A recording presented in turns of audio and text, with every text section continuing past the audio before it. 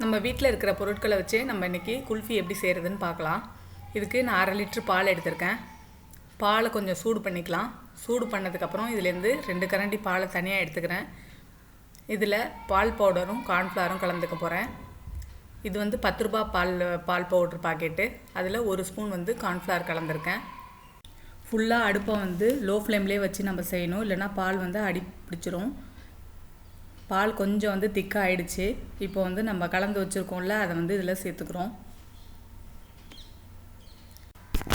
சிம்லேயே வச்சு நல்லா கிண்டிக்கிட்டே இருக்கலாம். அப்போ தான் வந்து இன்னும் கொஞ்சம் பால் திக்காகும்.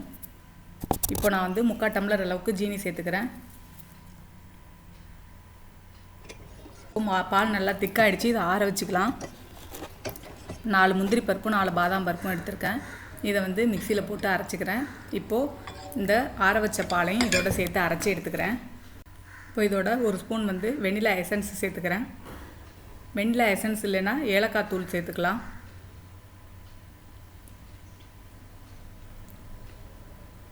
இதை நல்லா கலந்து விட்டுட்டு உங்கள்கிட்ட எந்த ஐஸ்கிரீம் மோல்டு இருந்தால் அதில் ஊற்றி வச்சுக்கோங்க. நான் டம்ளரில் வச்சுருக்கேன்.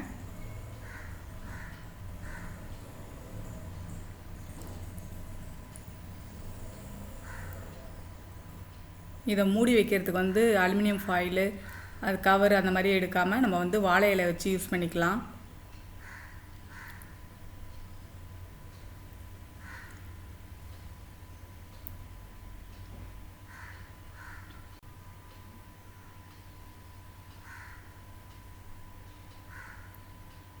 இப்போது நம்ம ஃப்ரீசரில் வச்சிடலாம். குல்ஃபி ரெடி ஆகிடுச்சு. நீங்களும் வீட்டில் இந்த மாதிரி செஞ்சு பார்த்துட்டு எப்படி இருந்துச்சுன்னு கமெண்ட் பண்ணுங்கள்.